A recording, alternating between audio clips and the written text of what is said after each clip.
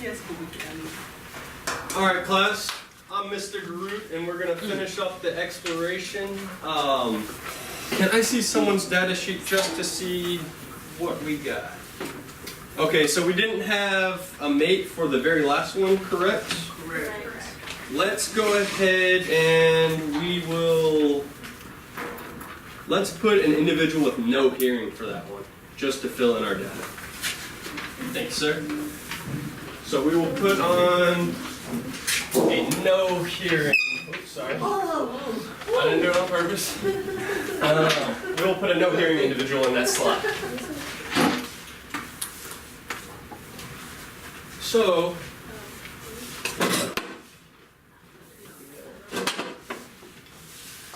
now with your shoulder partner, I want you to go ahead and predict the offspring that will occur, the potential offspring that could occur based off those mating attempts with individuals that have differences in hearing. Yes, Narita? Are we assuming that the whale mates all had full hearing, or? Yes, we're just concerned, so we are only concerned with the mate that had the hearing effect. We're not concerned with the whale mate. So base your answer just off the physiological traits of the whale itself. I'll give you 4 minutes to do that. It's okay. He that's what you answer. Remember to ask your partner a question before raising your hand to ask the teacher.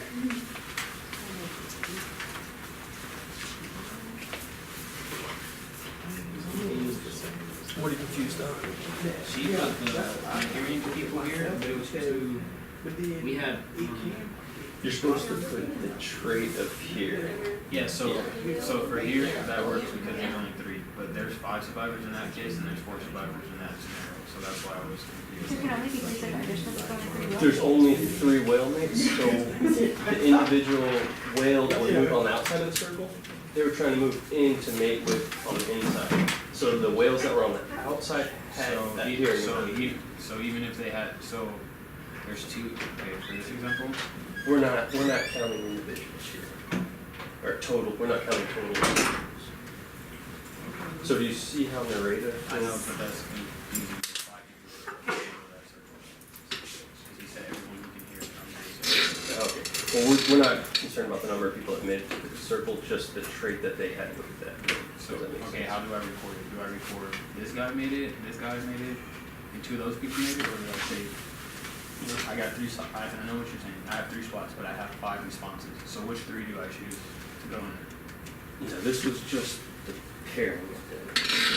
Right? So they went from the outside of the circle to the inside of the circle, and then based off that mating intent, what would their offspring look like? So for this first, the 4 mating. It's 4 names. Mm-hmm. 4 names. And I have 1 more which was part of it. Okay, great. So based on partial hearing, what potential effect could Yeah. the offspring have? Does that make sense? Yeah, I get the point of this story. I did what I'm supposed to do, I'm just saying for this actual scenario, there was 5 people can't do no circle. That might have been just a mistake. So who should I choose? Just the first 3. Which were the first 3 that you can use narrator's data if you want, because all the data should be the same. Has everyone had a chance to circle their individual? Awesome. So now we'll move on to the explanation. So you'll continue working with your partner on this. I'm going to go ahead and hand out half of the explanation to one side and half to the other. Just take one, pass it around. There should be plenty of extras. So again, ask your partner questions before asking the teacher. Answer your questions in complete sentences. And here are the list of partners with your assigned cooperative tasks. Sergio would be PI. Sergio is not here, correct? Does anyone not have, are y'all fine working in the partners that you have right now? Yeah. Shoulder partners? Oh, Okay. Is that, you can chime in, you can work with Whitney. awesome. Oh, yeah. Does that work?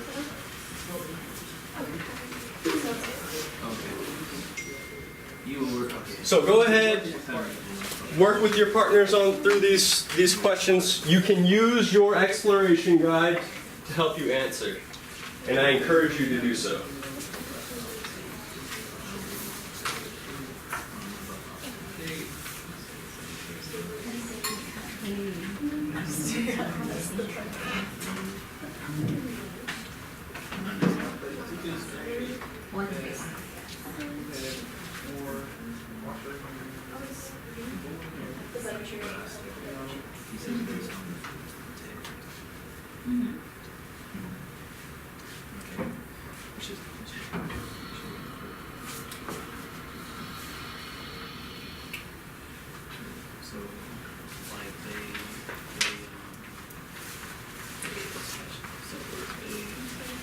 And only work through the first 4 questions. We will conclude those once y'all have finished.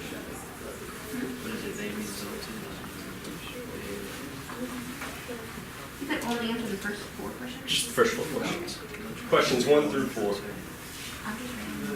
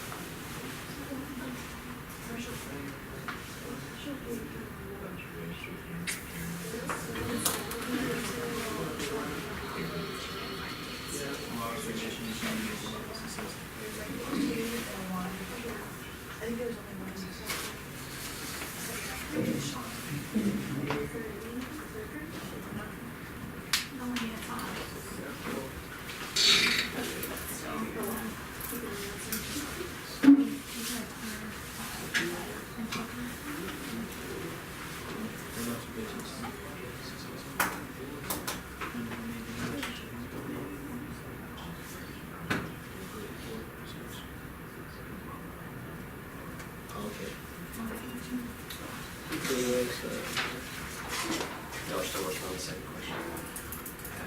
Oh, yeah, sorry, it's just No, you're scary.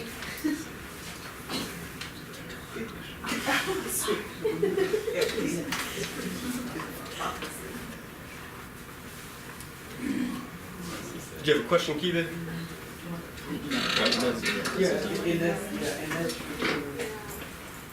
observation by the laws, what can you predict will happen to the partial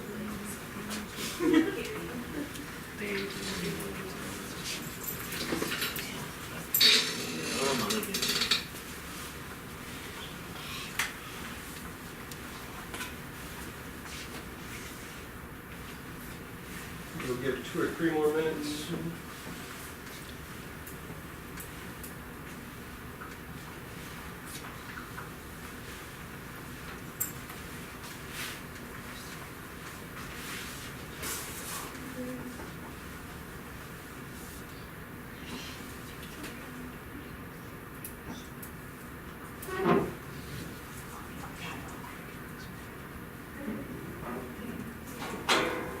Like after all the time.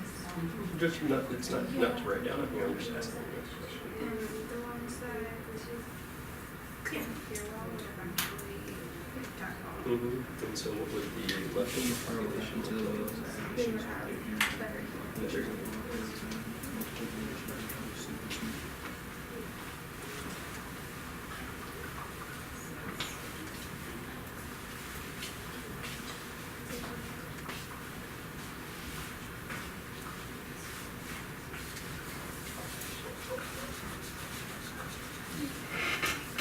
One more minute to wrap up your thoughts.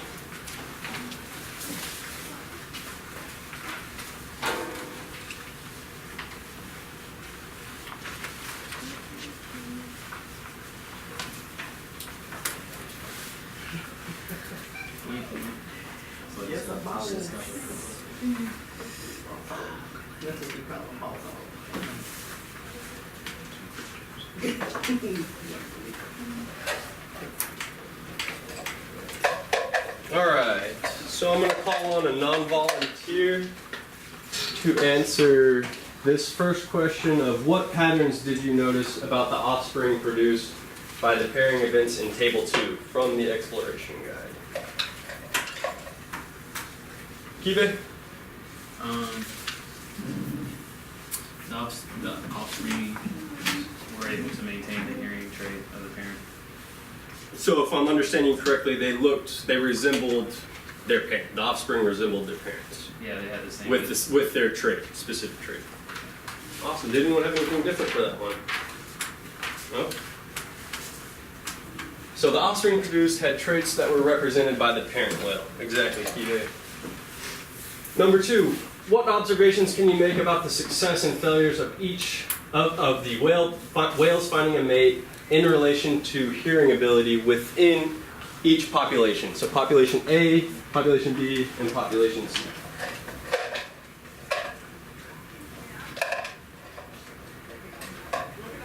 Shalonda? That the full hearing whales mated, Okay. and that the partial hearing mated as well. But I guess on my papers it was more of the partial hearing than the full hearing. Okay, that's fine. We'll have someone else's idea on this as well. Sergio is gone. Cheyenne, what did you get for this question? I said the same thing, that the better hearing whales had a better chance, and because when they were like when full hearing was paired against partial hearing, they did better. When partial hearing was paired against normal hearing, they did better. So the whales that had little to no hearing had less chance at finding a mate when competing with full hearing individuals, based off the data that we gathered, correct? Awesome. So using your observations about the whales, what can you predict will happen to the whales that have partial hearing when competing against whales that are with full hearing? Whitney? Well, based on the table and the data we collected, I said the partial hearing whales will do better and have more success, because that's what our activity showed. But I guess thinking about it, in a real world situation, the full hearing whales would have more success. Okay, exactly. It could be a potential. And our data could be thrown off just by our small class size too. So that's a good point to bring up though. So whales that have full hearing will have a better chance at securing mates, thus limiting the ability of partial hearing whales to reproduce more offsprings like themselves when in the same environment. Is that what you were getting at, aside from the data issue? Okay, awesome. We'll go back and revise that. So, the last question.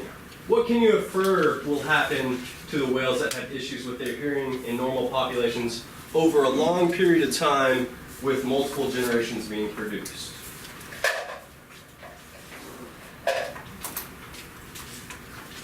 Otto? Over a long period of time, the ones with poor hearing will eventually die off because they will not be able to find a mate. And then the populations with full hearing will keep on reproducing and hence they keep moving on. Exactly. So the limiting hearing individuals will have less of a chance at mating and will most likely reproduce fewer times than mates with full hearing. Given enough time, that population will likely resemble those whales that are reproducing the most, those with full hearing. Are there any questions based off of what we just talked about?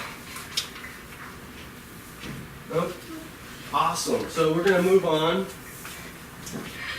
This might be a word that popped up last class, but we still feel it's significant for this lesson, and that is a physiological trait.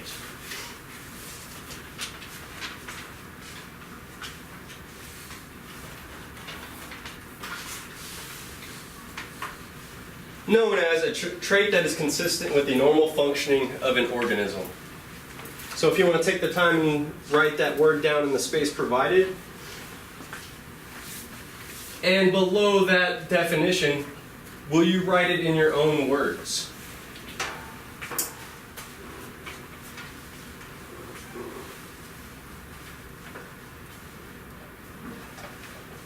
give you about a minute to collect your thoughts on that one.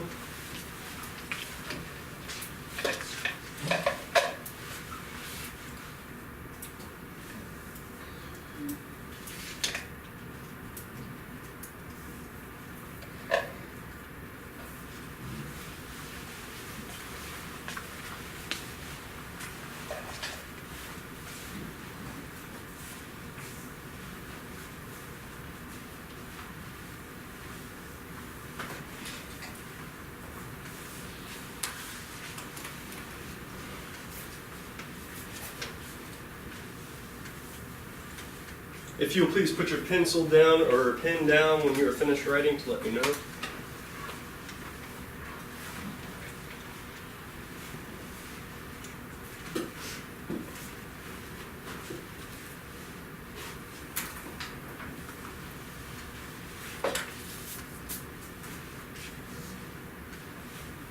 It looks like most people have finished writing. So, Brianna, what was your own definition for a physiological trait? A trait that allows an organism to function normally. Where might that feature be seen? Or be located, sorry. Inside of them. Or, Yeah, it's a follow-up question for you. within the organism? Exactly. Exactly. So it's an internal feature that allows an organism to work or function.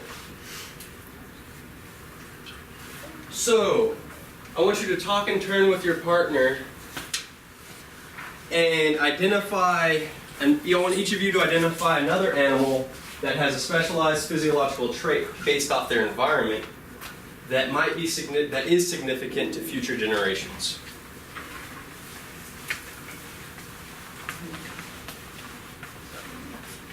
You lost it. Yeah. So go ahead with your partner and try and come up with your own animal, your own trait. Think of the environment and how that trait will be influential to future generations.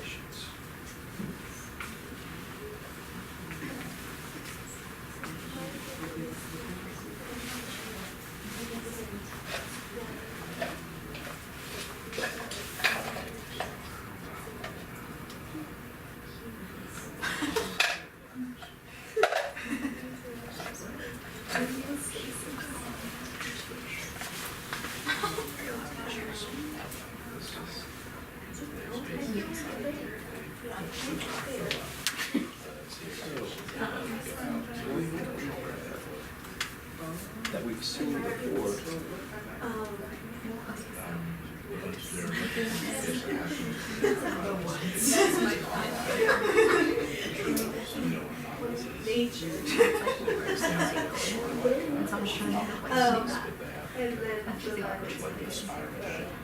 You don't think a hearing disorder could be inherited? What could be caused during their lifetime? For our case, we're considering these as being inherited. So a hearing problem would be inherited by future offspring. And for our purposes, our hearing issue is inherited from generation. What's your question? Okay. All right. So think of, for instance, pitch. Physiological trend they have based off their environment. What would you give? That would be important for the next generation so that they can carry out their respiration. Does that make sense? Yeah. Okay.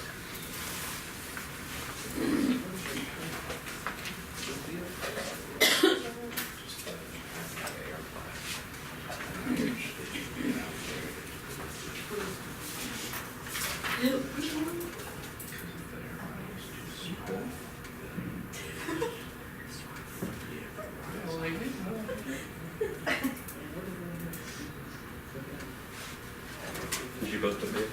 Yes. Or drop them out?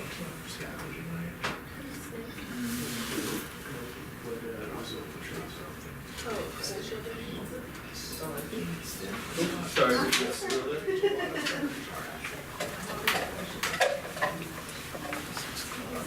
Okay, so it seems like most of y'all have had a chance to come up with an animal and a physiological trait and why that physiological trait might be I important. really like mine. Oh, mine. You really like yours? Yeah. Alright, well what is it, You Kive? said animal or anything, right? Organism. Oh, specifically animal for this one. Oh, dang. Did you not put an animal? Okay. I'm sorry for not. That's okay. Did your partner have come up with an animal? Or would you rather not? Y'all both come up with a different organism. Yeah, I have a plan. Okay. I'll let you hold that thought. Okay. Brianna, what did you come up with? It's an animal. A bear, A bear, and what was its trait? hibernation. Hibernation. Why might that be important for future generations to have?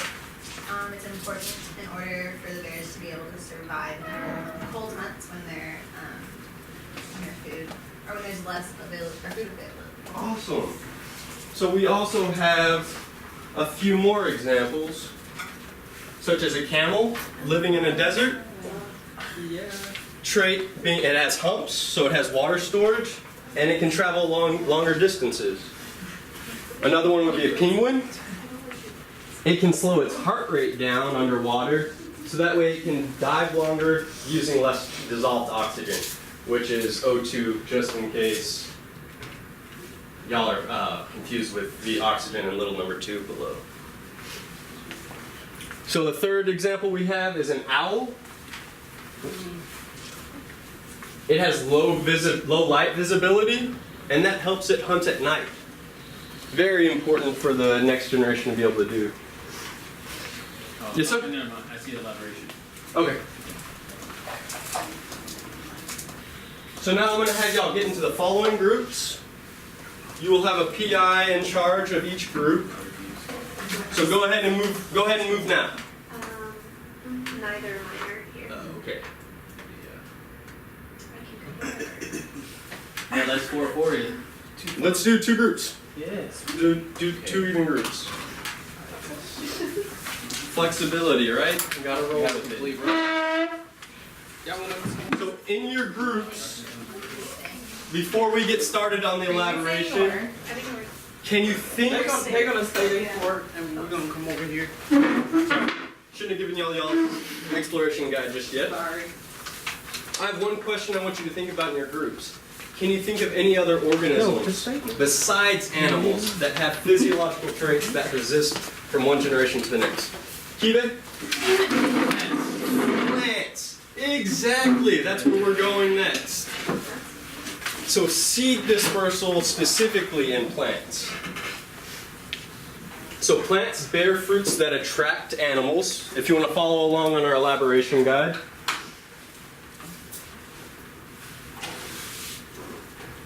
Within these fruits are seeds. Some of these seeds have a waxy coating.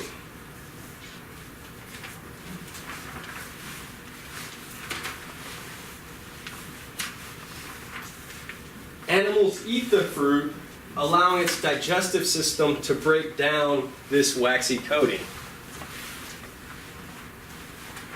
Animals then deposit the seed after digestion by defecation. The seed then germinates. And that is one method for seed dispersal. Sorry.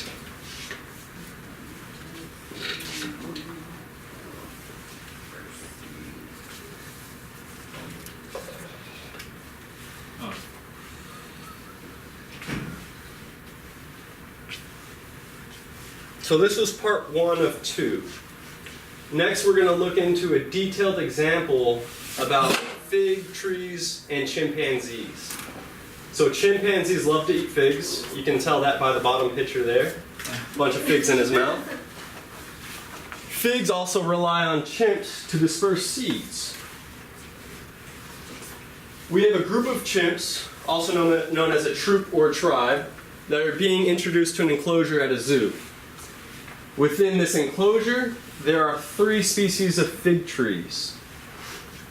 At the end of the year, the trees reproduce at the end of the year if their seeds are able to germinate. So, in each of your groups, I want you to work through the paragraph, the part 2 paragraph, and see if you can answer the questions. Again, ask your group mates before raising your hand to ask your teacher. And you may start. Yeah, that's what I'm saying. They didn't want to move, so we moved up here. Let's press on. Yeah, we're having to be flexible with groupings today.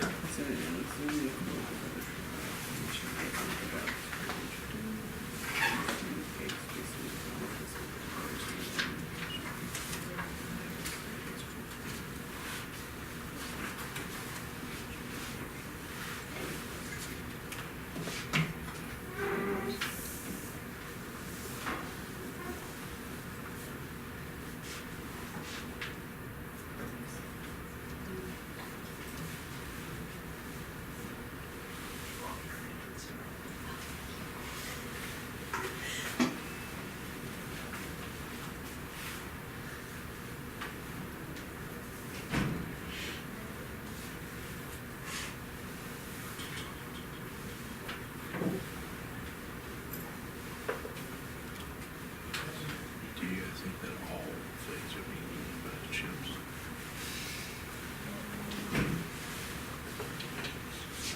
Yes. Assume that all figs are getting eaten by the chimps.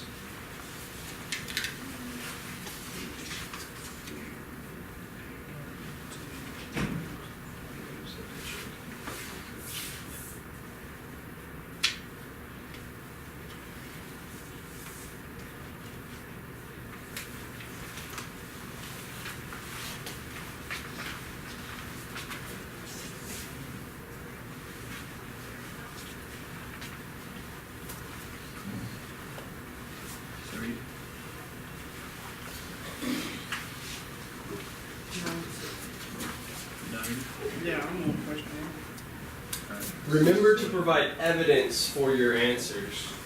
What species do you think it is? Huh? Which question are we talking You think it's Z? I think it's Y. into? Oh, not. Yeah. Because it's destroyed, so it never used to find. Oh, see, that's right. Just drop it to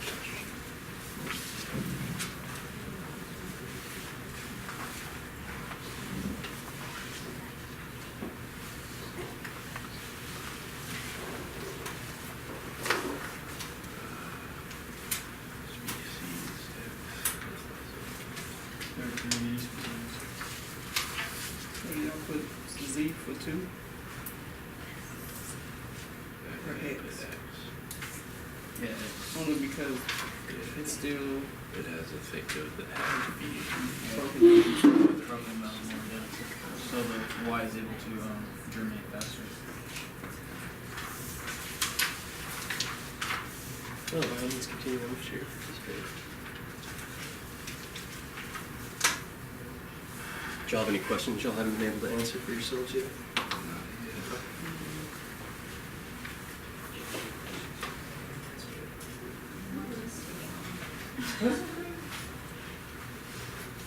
Everyone has their own pace.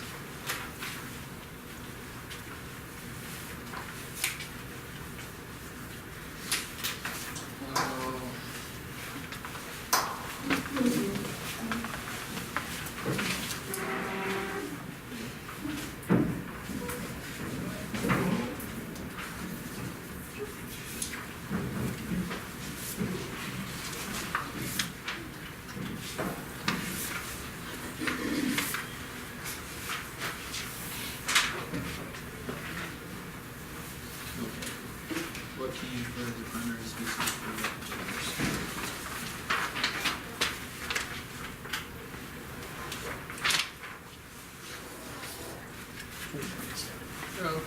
the I just passed out a sheet of paper upside down. Please leave it that way. Raise your hand if you're still working.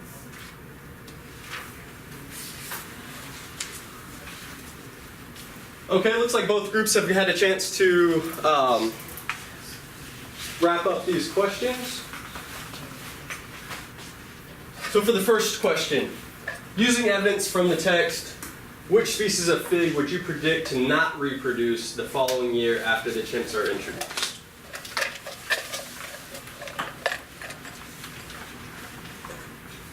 Sergio is not here. Cheyenne. Species Y, Why did you pick species Y? because it has no seed coat, and so when it's digested, it destroys it. Not very smart for some zookeepers to put in an enclosure, is it? Exactly. Species Y. It is destroyed by digestion and cannot reproduce the next year. Second question. There were 2 remaining species during the second year, but one is slightly more abundant than the other. Which one is less abundant and why?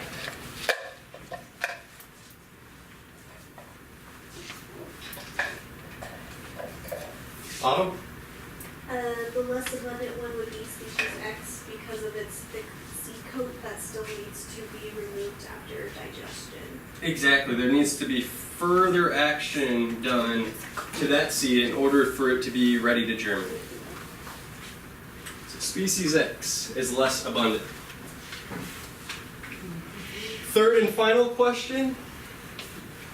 What can you infer is the primary species of fig after the 3rd year? Provide your evidence. Kive? Species Z is the predominant primary species of fig after 3 years because it's able to outcompete species X due to its ability, not its ability, but due to the fact that it's able to germinate right after it's deposited from the chimps. Correct. Species Z. All seeds are ready to germinate after digestion and will produce trees each year. Are there any questions about how these figs have been able to persist and why this species is thriving? No? Say any other suggestions? No, or any other questions? Oh, questions. So a couple more examples of plants that also require the seed to pass through animals in order to be ready to germinate, and they might be a little bit more closer to home than you might think. So sunflower seeds are an example, raspberries, dates, tomatoes, eggplants, and peppers are just a few. Historically they required this. Now there's modern technology that can remove, plus genetic engineering or artificial selection. We've talked about that in a previous lesson. All have been used to guide these, or that allow these plants to not require that. So historically, these are the plants that have required it. Before we go on to the evaluation, in closing, I would just like to provide one statement. So variation in traits within population, or variation among a physiological trait within a population can affect an organism's ability to survive, and ultimately, what is that organism trying to do? Give you a couple minutes to think, or just a few seconds to think about that. So there are variation in physiological traits that allow an organism to survive and ultimately do what?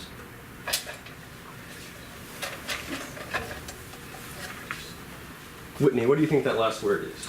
Reproduce. Reproduce, exactly. So now we'll go on to the evaluation. I've handed out your evaluation already. It's flipped, that's the paper upside down. Narita, I'll get you one. Oh, that's what we will do. So complete this evaluation quietly and independently. If you have a question, raise your hand and I will come by. Please turn in your worksheet at the front of the room when you are finished.